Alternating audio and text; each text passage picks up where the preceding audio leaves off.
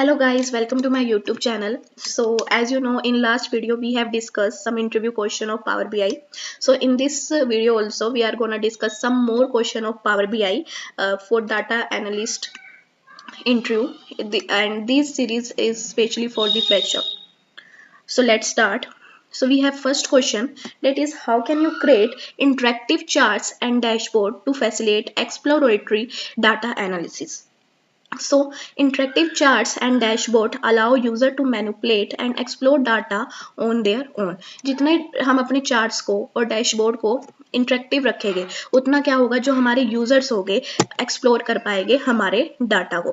By providing filters, drill down option, tool tips, user can uncover insight based on their specific queries. So basically these are the option जो हम अपने dashboard में add कर सकते हैं. First is filters. Filter लगाने से क्या होगा, यूजर अपने अपने अपने हिसाब से क्या फिल्टर्स लगा पाएगा. लाइक कलर्स, उसे कलर्स कॉम्बिनेशन अगर उसे चेंज करना है, अब डाटा को किसी और ग्राफ में चेंज करके देखना है, तो वो फिल्टर्स काफ़ी ऑप्शन अवेलेबल है फिल्टर्स के अंदर पावर बीआई में. सो वो फिल्टर ऑप्शन लगा के वो क्या कर सकता है, डाटा को अच्छे से एक्सप्लोर कर सकता है. अब ड्रिल डाउन ऑप्शन क्या होता है, ड्रिल डाउन ऑप्शन क्या होता है, like you can see here, हमारे पास एक बार ग्राफ है, ठीक है. तो मैंने इसमें क्या ले रखा है, वाई एक्सिस में ईयर ले रखे हैं, ठीक है. तो अगर यूजर अपने अंडरस्टैंड के हिसाब से मतलब डाटा को ईयर वाइज ना देख के क्वार्टर में देखना चाहता है, या मंथ वाइज देखना चाहता है, या डे वाइज देखना चाहता है, वो तो यहाँ से वो ऑप्शन सेलेक्ट करके वाई एक्सिस को चेंज कर सकता है, ठीक है. ऐसे ही हम क्या drill down option x axis पे भी लगा सकते हैं, ठीक है. सो ये क्या होता है, ड्रिल डाउन ऑप्शन होता है जो हम अपने चार्ट्स पे या डैशबोर्ड्स पे लगा सकते हैं. थर्ड हमारे पास था टूल टिप्स. अब टूल टिप्स क्या होता है, so basically tool tips simple कुछ नहीं है, लाइक जब हम एनोटेशन ऐड करते हैं जैसे, वही सेम है टूल टिप्स. लाइक ये मेरे पास ग्राफ है, जब मैं इसके ऊपर लेके जाऊंगी अपना कर्सर, तो क्या करेगा, ये मुझे एक ऐसा बॉक्स में ये पूरी इंफॉर्मेशन प्रोवाइड कर देगा कि सिटी नेम क्या है, कोचिंग, टोटल सेल क्या है, क्वांटिटी क्या है, कस्टमर काउंट क्या है. तो मैं ये अलग अलग बार्स पे भी उनकी स्पेसिफिक इन्फॉर्मेशन लगा सकती हूँ, या पूरे ग्राफ पे लगाना है मुझे, पूरे चार्ट पे लगाना है, उस पर भी मैं ये एनोटेशन ऐड कर सकती हूँ. तो इन्हें क्या बोलते हैं, टूल टिप्स बोलते हैं, ठीक है. तो ये कुछ ऑप्शन है जो हम अपने डैशबोर्ड पे लगा सकते हैं. This approach fosters a deeper understanding of data and empowers user to make data-driven discoveries. Okay. Now let's see next question. Explain the concept of storytelling with data and how narrative technique and annotation play a role. So इसमें हमें storytelling बताना है, और बताना है कि storytelling में narrative technique और जो annotation कैसे important role play करते हैं. So basically storytelling होता क्या है, storytelling with data involves presenting data in coherent and compelling manner. So this coherent and compelling manner मतलब क्या है, कोहेरेंट एंड कंपेलिंग मैनर मतलब clear and in a well structure manner, ठीक है. So basically जो ये वर्डिंग्स है ना, इन पे ज़्यादा ध्यान देना. कोहेरेंट मतलब क्या है कि क्लियर वे में, और कंपेलिंग मैनर मतलब वेल स्ट्रक्चर मैनर में, to convey insight and drive action. अब नरेटिव टेक्निक क्या होता है, narrative technique include structuring the data presentation like a story. जैसे हम स्टोरी घर में किसी अपने बच्चे को भी सुनाते हैं, तो उसे ही स्टोरी टेलिंग या नरेटिव टेक्निक बोलते हैं, ठीक है. तो नरेटिव टेक्निक में क्या क्या इंक्लूड होता है, सबसे पहले स्टार्टिंग में क्या होती है, इंट्रोडक्शन होती है, ठीक है. देन मेन पॉइंट्स हम कवर करते हैं, देन लास्ट में क्या होता है, कंक्लूजन होता है. तो ये क्या होती है, नरेटिव टेक्निक होती है हमारी. नाउ नेक्स्ट है एनोटेशन. क्या होता है, एनोटेशन सबको पता है, जो भी हम लेबल्स ऐड करते हैं, टूल टिप्स भी हमारा एनोटेशन में आ जाता है, या कैप्शन ऐड करते हैं, तो वो सब क्या होते हैं, एनोटेशन में आ जाते हैं हमारे. So annotation add context to specific data points. अगर हमें किसी स्पेसिफिक डाटा से रिलेटेड कोई कैप्शन या लेबल ऐड करना है, तो हम एनोटेशन ऐड कर सकते हैं. It guide the audience attention and helping them grasp the significance of information. Okay. Now next question. Could you provide an example of when you might choose a heat map over other types of chart? So basically हमें heat map कब choose करना चाहिए. A heat map is useful when you want to display the magnitude of value. जब हमें magnitude of values display करनी हो across 2 dimension, often using a color scale. So heat map मैंने आपको last video में भी दिखाया था। हीट मैप क्या होता है, मैट्रिक्स फॉर्म में होता है, यू कैन सी हियर। तो ये 2D में आता है हमारा ये वाला चार्ट। सो इसमें हम जो है अपने पॉइंट्स को कलर इंटेंसिटी के हिसाब से दिखाते हैं। तो आप यहाँ देख सकते हैं हमारी हर रो और कॉलम में जो कलर इंटेंसिटी है वो इंक्रीज और कहीं पे ज़्यादा है, कहीं पर कम है। सो ये हमारा क्या शो करता है, डाटा पॉइंट्स को शो करता है। तो हीट मैप कब यूजफुल है, जब हमें मैग्नीट्यूड ऑफ वैल्यूज दिखानी है इन 2D and it often use colour scale. For instant you might use heat map to visualize temperature variation over different times of the day and day of the week. Day of the week, जब हमें temperature variation भी दिखाना हो, पूरे दिन का दिखाना है या पूरे वीक का दिखाना है, जब भी हम हीट मैप यूज कर सकते हैं। It allow quick identification of pattern and trends in large data set with the minimal efforts. Okay. Now next question, how do you ensure that an interactive chart or dashboard is user friendly and not overwhelming? To ensure user friendly, prioritize essential interaction and feature. So सबसे पहले हमें interaction और features पे ध्यान देना है। Avoid cultures by providing filter. Culture से मतलब है यहाँ पे unnecessary filters हमें provide नहीं करने हैं, and interaction data relevant to the data being presented. और डाटा को प्रेजेंट करने के लिए सिर्फ इंटरेक्टिव चीज ही रखनी है। Implement clear labelling, clear label होना चाहिए, इनिशिएटिव डिजाइन होना चाहिए, सिंपल डिजाइन होना चाहिए to guide user through the interaction without overwhelming them. Okay, so हम अपने चार्ट को और डैशबोर्ड को यूजर फ्रेंडली कैसे बना सकते हैं, क्लियर लेबल देकर, ठीक है, इंटरेक्टिव बनाकर, अननेसेसरी थिंग्स ना ऐड करके, सिंपल डिजाइन लगाकर, ठीक है। तो ये कुछ पॉइंट्स है। Now fifth question है, what role does data aggregation and transformation play in creating effective advanced chart? So data aggregation and transformation are crucial for creating advanced chart.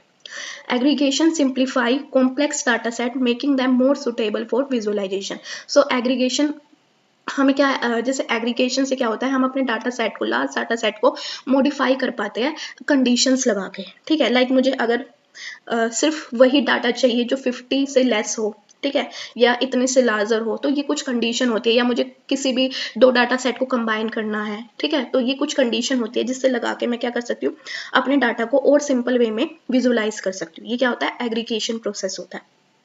और ट्रांसफॉर्मेशन क्या होता है, it involve converting data into appropriate format for the chosen chart type. जब हमें like मेरे पास कोई भी एक कॉलम है, ठीक है, अब उसमें कुछ वैल्यूज ऐसी है जो पॉइंट्स में है, कुछ इंटीजर वैल्यू है, ठीक है, कुछ डेसिमल है, कुछ इंटीजर। अब मुझे सारी वैल्यू क्या चाहिए, इंटीजर में चाहिए, जब भी मेरा जो चार्ट है वो प्रॉपर दिखेगा, प्रॉपर शो होगा, विजुअलाइज होगा। तो मैं जब अगर मुझे अपना डाटा टाइप कन्वर्ट करना है, एप्रोप्रिएट फॉर्मेट में मुझे अपना पूरा डाटा चाहिए, उसके लिए हम क्या यूज करते हैं, डाटा फॉर्मेशन यूज करते हैं, ठीक है। So both processes ensure that data essence is effectively communicated through the visualization. तो both he process, data aggregation and transformation, crucial role play करते हैं किसी भी chart या dashboard को create करने में. Now, how can you use annotation in a line chart to highlight a significant data point? So annotation in a line chart involve adding labels, text, shapes to draw attention to a specific data points or trends.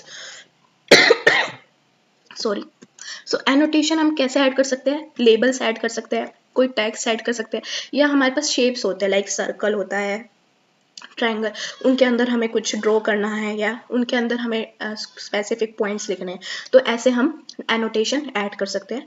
For example, you might annotate a sudden spike in website traffic with the call out indicating the reason behind the search. Like जब हमारी कोई website चलती नहीं है, हम बार बार उसे चलाने की कोशिश करें, तो हमारे पास लिखा हुआ आ जाता है कि वो वेबसाइट क्यों नहीं चल रही है, कि अभी बैकएंड में काम चल रहा है, ठीक है, या कुछ भी लिखा हुआ आ जाता है।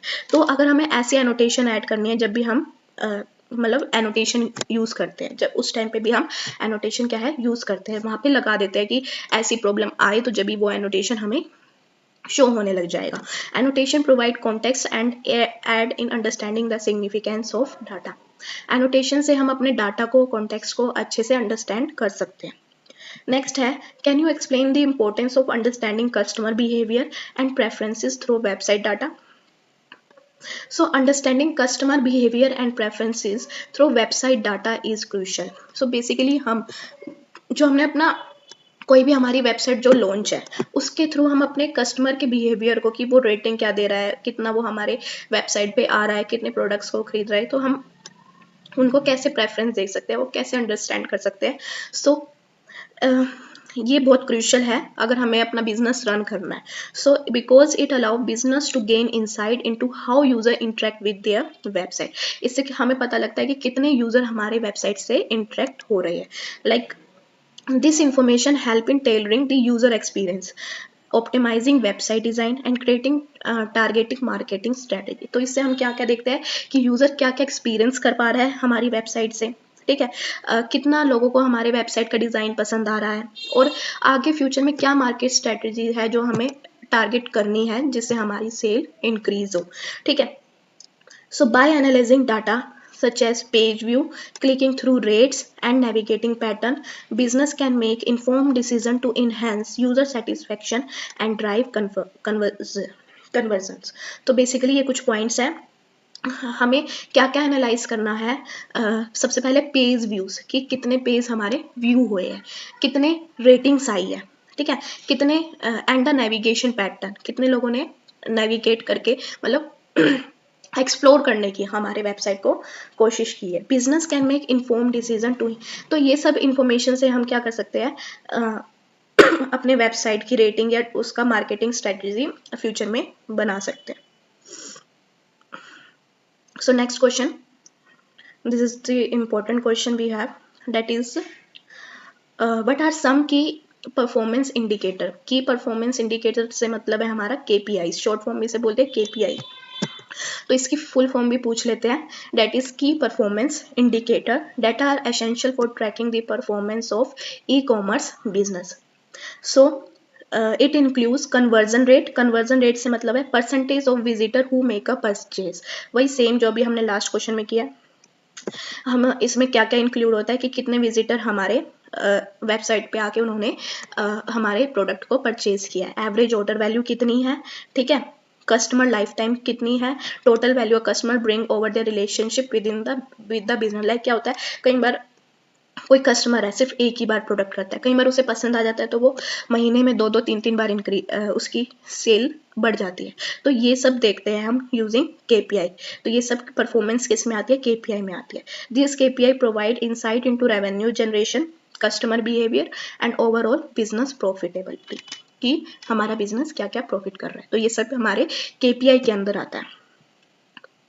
Next, how do you define business goal and objective when creating e-commerce dashboard? Defining business goal involve identifying specific outcomes the e-commerce business aims to achieve, such as increasing sales by certain percentage or improving customer retention. तो business गोल और objective को हम कैसे define करेंगे, इसमें क्या क्या involve होता है बिजनेस गोल में, कि हम अपने गोल्स को आइडेंटिफाई कर पाए, हमने एम सोचा था वो हमने अचीव कर लिया है या नहीं कर रहा है, इंक्रीज हमारी सेल हमारी इंक्रीज हुई है या नहीं हुई है, ठीक है, ये सब हमारा बिजनेस गोल में आता है। और ऑब्जेक्टिव में क्या आता है, मेजरेबल स्टेप टेकन, जो हमने स्टेप लिए हैं टू रीच दोज गोल्स, ठीक है, like implementing targeting marketing campaign and optimizing the checkout process. तो ये सब हमारा ऑब्जेक्टिव में आता है। बिजनेस गोल्स क्या होते हैं, जो हमने सोचा है, ठीक है, और ऑब्जेक्टिव क्या होते हैं, जो हमने स्टेप्स लिए हैं, ठीक है। So dashboard should align with this goals and objective, visualising the data needed to track the progress. So dashboard पे हमारे जो गोल्स है और ऑब्जेक्टिव अच्छे से अलाइन होने चाहिए, और डाटा जो है हमारा अच्छे से ट्रैक होना चाहिए हमारी प्रोग्रेस, कि हमने कितना प्रोग्रेस कर लिया है। When selecting and designing chart for e-commerce KPIs, what consideration should be taken into account? When selecting chart for e-commerce KPIs, factor like type of data, categorical है या न्यूमेरिकल है, द इंटेंडेड मैसेज, जो हम message देना चाहते हैं अपने user को, ऑडियंस फैमिलियरिटी, कितना ऑडियंस हमारे फैमिलियर हो सकता है हमारे डाटा के साथ, ठीक है। Bar chart are suitable for comparing metrics like average order value between different product categories, while line chart are useful for tracking trends over time, such as conversion rate. So हमें अपने charts को कैसे select करना चाहिए और कैसे design करना चाहिए, केपीआईज को ध्यान में केपीआईज को कंसीडर करने के बाद। तो वही सेम चीज़ है, जो आंसर्स हो गए ना घुमा फिरा के वही है, बस क्वेश्चन को क्या है वो क्वेश्चन की फॉर्मेशन चेंज कर देते हैं कि उससे क्या होता है फिर सामने वाला जो बच्चा है वो पजल हो जाता है, ठीक है, कि मुझे इसका आंसर क्या देना है। तो बिल्कुल भी घबराना नहीं है। तो बेसिकली हमें देखना क्या है, पूछ तो वही रहे है ना कि हमें चार्ट्स को कैसे सिलेक्ट करना है, डिज़ाइन क्या कैसे करना है। तो इसमें वही चीज़ आएगी कि हमें ध्यान रखना है कि बार चार्ट किस लिए यूज़ होता है, टू कंपेयर दी मैट्रिक्स, ठीक है। लाइन चार्ट क्यों यूज़ होता है, to show trends over time, ठीक है। तो हमारा जब भी हम चार्ट बना रहे हैं उससे पहले क्या होना चाहिए, हमारा डाटा एक ही डाटा टाइप में होना चाहिए, या तो कैटेगोरिकल होना चाहिए, न्यूमेरिकल होना चाहिए, हमें सिंपल रखना है, हमारा मैसेज अच्छे से यूजर्स अंडरस्टैंड कर पाए, हमें ऐसा चार्ट सेलेक्ट करना है। तो ये कुछ पॉइंट्स है जो हम हर क्वेश्चन में सेम ही होते हैं, बस जो क्वेश्चन है उनकी फॉर्मेशन चेंज हो जाती है, आंसर वही सेम ही रहेगा। तो क्वेश्चन को ढंग से समझने की कोशिश करना कि वो पूछ क्या रहे हैं। कई बार घबराहट में क्या होता है हम क्वेश्चन को सुनते ही नहीं है, ठीक है, हम एकदम से नया क्वेश्चन देख के घबरा जाते हैं, तो वो चीज़ नहीं करनी है। Okay, so these are the question that we have discussed in this video. So basically हमने 20 क्वेश्चन टोटल डिस्कस कर लिया है, in 10 question in last video and 10 question in this video. So in next video we are gonna discuss some more question of Power BI. So if you like my video, please subscribe, like, comment and share. Thank you so much for giving me so much love.